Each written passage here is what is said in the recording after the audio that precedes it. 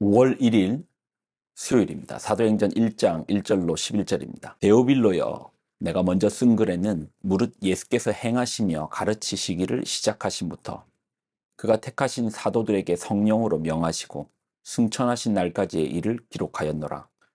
그가 고난받으신 후에 또한 그들에게 확실한 많은 증거로 친히 살아계심을 나타내사 40일 동안 그들에게 보이시며 하나님 나라의 일을 말씀하시니라. 사도와 함께 모이사 그들에게 분부하여 이르시되 예루살렘을 떠나지 말고 내게서 들은 바 아버지께서 약속하신 것을 기다리라. 요한은 물로 세례를 베풀었으나 너희는 몇 날이 못되어 성령으로 세례를 받으리라 하셨느니라. 그들이 모였을 때에 예수께 여쭈어 이르되 주께서 이스라엘 나라를 회복하심이 이때니이까 하니 이르시되 때와 시기는 아버지께서 자기의 고난에 두셨으니 너희가 알 바 아니요 오직 성령이 너희에게 임하시면 너희가 권능을 받고 예루살렘과 온 유대와 사마리아와 땅끝까지 이르러 내 증인이 되리라 하시니라. 이 말씀을 마치시고 그들이 보는데 올려져 가시니 구름이 그를 가리어 보이지 않게 하더라. 올라가실 때에 제자들이 자세히 하늘을 쳐다보고 있는데 흰옷 입은 두 사람이 그들 곁에 서서 이르되 갈릴리 사람들아 어찌하여 서서 하늘을 쳐다보느냐. 너희 가운데서 하늘로 올려지신 이 예수는 하늘로 가심을 본 그대로 오시리라 하였느니라. 아멘. 기도하겠습니다. 하나님, 새롭게 시작하는 사도행전 말씀을 통하여 성령께서 우리 삶에 함께하여 주시고 인도하여 주시며 이끌어 주심을 경험하게 하여 주옵소서. 영광을 드립니다. 예수님의 이름으로 기도드립나이다. 아멘. 5월과 6월은 사도행전을 나눕니다. 엄청 기대가 되죠. 성령 행전. 오늘은 사도행전의 첫날입니다. 사도행전을 기록한 사람은 누가입니다. 누가복음을 기록한 누가, 바울의 주치의였던 의사 누가가 기록한 내용입니다. 그는 누가복음을 통하여서 예수님의 승천까지의 기록을 데오빌로 각하에게 보내었습니다. 사도행전 1장 1절과 2절을 보면 데오빌로여, 내가 먼저 쓴 글에는 무릇 예수께서 행하시며 가르치시기를 시작하신부터 그가 택하신 사도들에게 성령으로 명하시고 승천하신 날까지의 일을 기록하였노라. 그러니 사도행전은 누가가 썼고 그리고 이 편지를 받는 수신자는 데오빌로입니다. 데오빌로입니다. 데오빌로가 누구인가?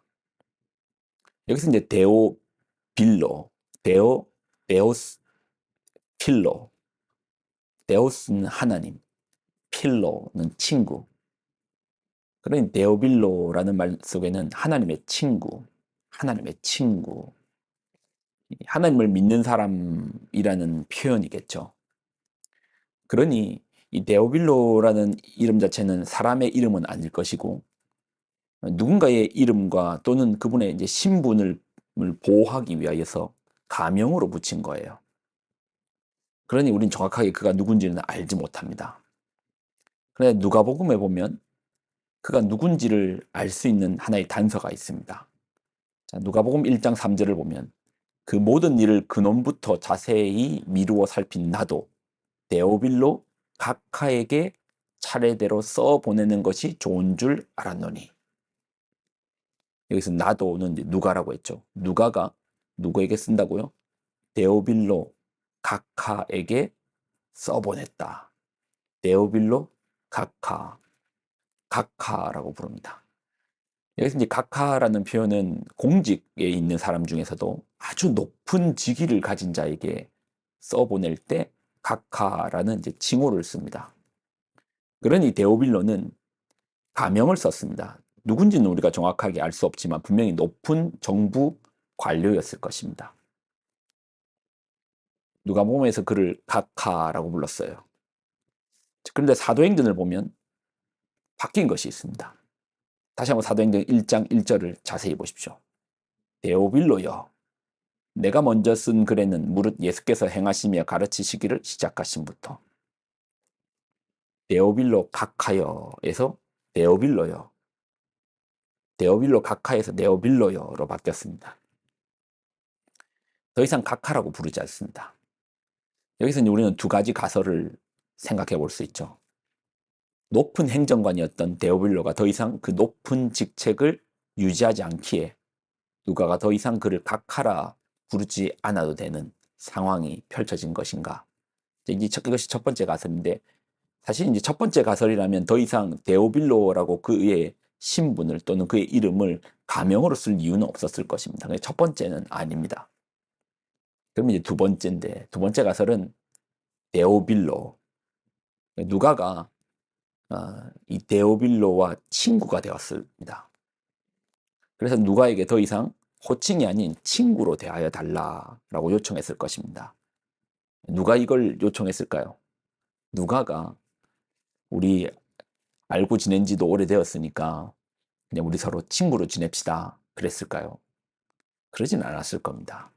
낮은 직급에 있는 누가가 높은 직급에 있는, 당시는 이제 왕이라는 제도가 있었잖아요. 그러니까 직급 세상 속에서 낮은 직급에 있는 누가가 높은 직급에 있는 데오빌로에게 우리 말트고 지냅시다라고 말하지는 못했을 것입니다. 그럼 누가 그것을 허락해 줬을까요? 데오빌로겠죠.